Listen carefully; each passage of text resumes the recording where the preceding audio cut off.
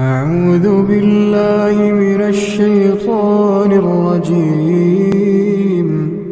بسم الله الرحمن الرحيم.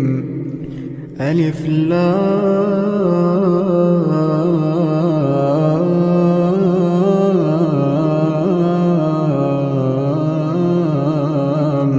ميم. الله لا إله إلا هو الحي القيوم. نزل عليك الكتاب بالحق مصدقا لما بين يديه وأنزل التوراة والإنجيل من قبل هدى للناس وأنزل الفرقان. إن الذين كفروا بآيات الله لهم عذاب شديد والله عزيز ذو انتقام. إن الله لا يخفى عليه شيء في الأرض ولا في السماء.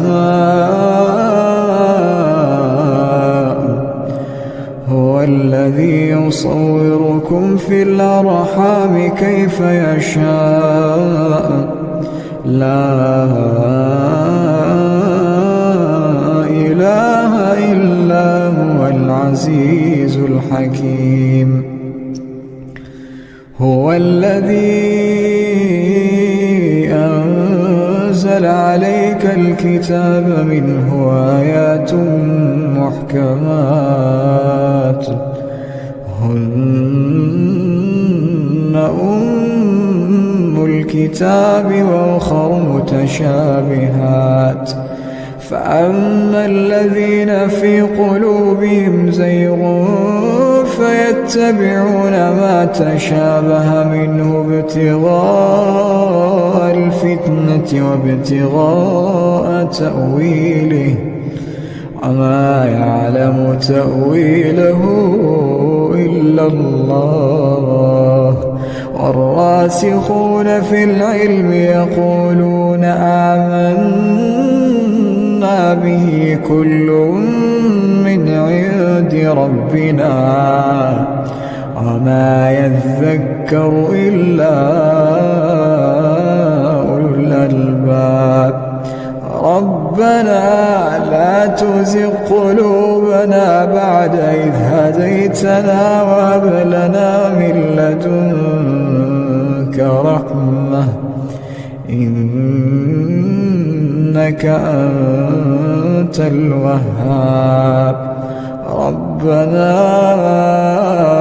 إنك جامع الناس ليوم لا ريب فيه إن الله لا يخلف الميعاد. إن الذين كفروا لن تغني عنهم أموالهم ولا أولادهم من الله شيئا وأولئك هم وقود النار. كدأب آل فرعون والذين من قبلهم كذبوا بآياتنا فأخذهم الله بذنوبهم والله شديد العقاب. قل للذين كفروا ستغلبون وتحشرون إلى جهنم وبئس المهاد. قد كان لكم آية في فئتين التقتا فئة تقاتل في سبيل الله وأخرى كافرة يرونهم مثليهم رأي العين والله يؤيد بنصره من يشاء في ذلك لعبرة لأولي الأبصار. زين للناس حب الشهوات من النساء